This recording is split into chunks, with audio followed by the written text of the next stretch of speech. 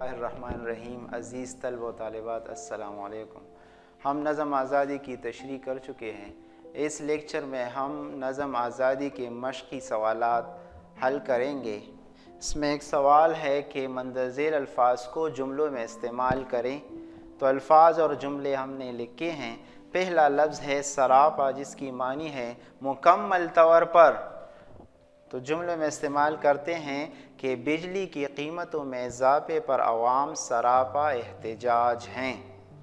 دوسرا لفظ ہے اس میں تحقیر، جس کی معنی ہے ذلت، رسوائی۔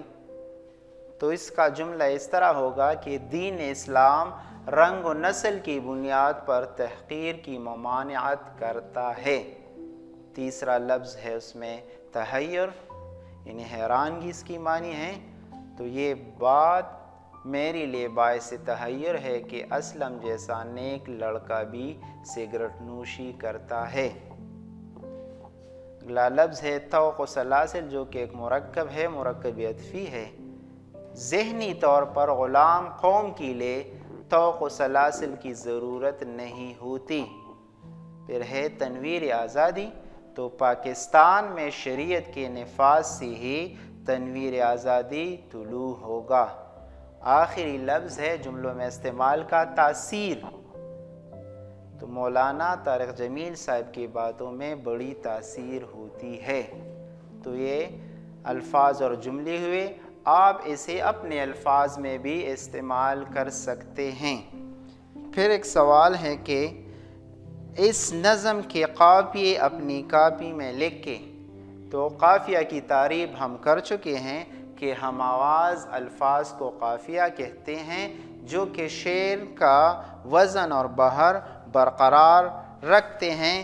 تو اس قافیے ہوں گے نظم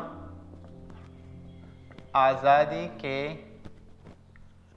قافیے، یہ مندرجہ ذیل ہیں: تحریر، تحقیر، تاثیر، تفسیر، تعمیر، تصویر،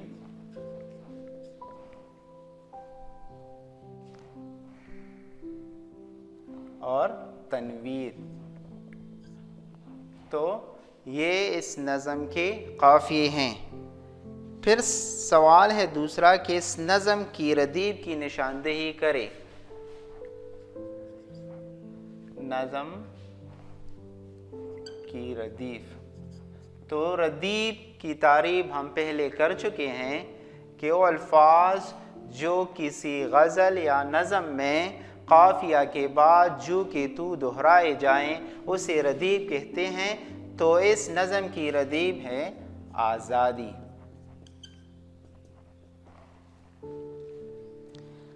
پھر سوال ہے کہ متن کے حوالے سے خالی جگہوں کے لیے درست الفاظ کا انتخاب کرے۔ یہ ایک مصرع دیا ہے، ان میں صحیح الفاظ کا انتخاب کرنا ہے کہ کون سا لفظ اس میں آتا ہے۔ الف ہے کہ وہ آزادی میری نظروں میں ہے۔ تو یہ 4 آپشن دیے گئے ہیں: تحریر، تحقیر، تعمیر اور تاثیر۔ تو اس میں صحیح ہے تحقیر۔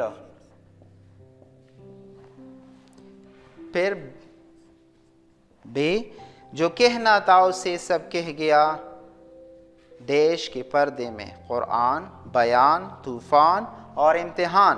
تو اس میں آتا ہے قرآن۔ پھر جیم نمبر، تعجب ہے غلامی کے شبستانوں کی۔ تو اس میں صورت، مورت، زینت یا ضرورت۔ تو صحیح آپشن ہے زینت۔ دال ہے ابھی توقع سلاسل میں ہے آزادی کے پروانے، مستانے، انجانے اور دیوانے۔ تو صحیح آپشن ہے دیوانے۔ آخری ہے کہ مگر زندہ کے دروازے پہ ہیں تفسیر، تصویر، تعمیر یا تنویر آزادی۔ تو یہ ہے تصویر۔ تصویر آزادی۔ سوال ہے کہ نامکمل میں نا سابقہ ہے، آپ در ذیل سابقوں سے دو الفاظ بنائیں۔ سابقہ اور ہے تو اس سے ہم دو الفاظ بناتے ہیں، تو پرسکون، پرنم یا پرتکلف۔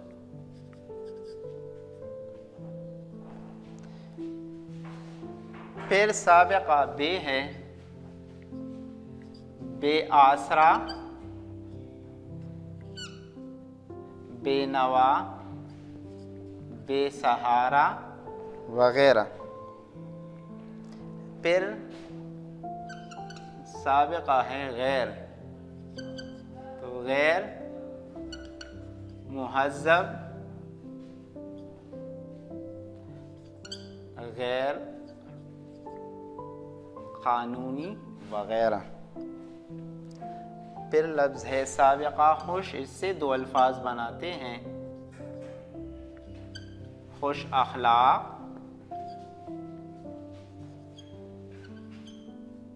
خوش نویس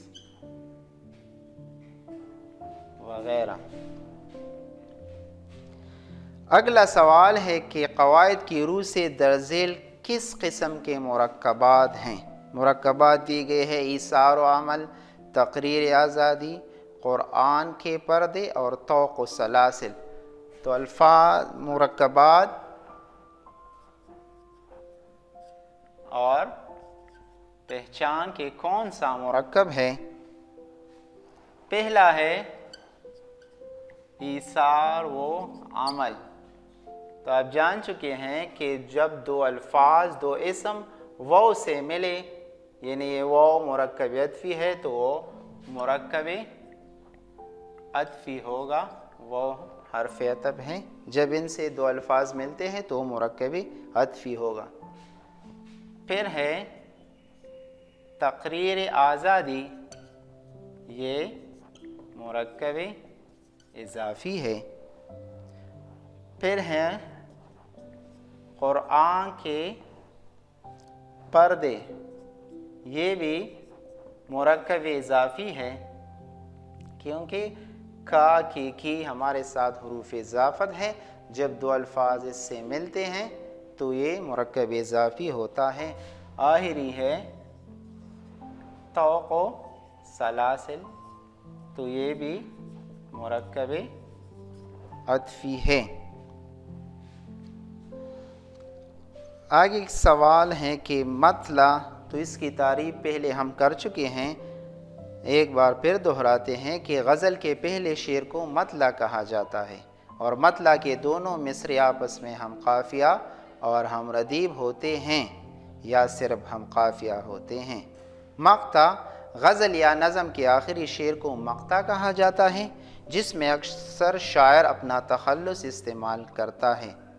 پھر قافیہ، اس کی تعریف ہم نے کی ہے، کتاب میں بھی آیا ہے کہ شعر کے آخر میں آنے والا ایک لفظ یا کئی الفاظ جو وزن اور آواز میں یکساں مگر معنی کے اعتبار سے جدا ہوں، قافیہ کہلاتے ہیں۔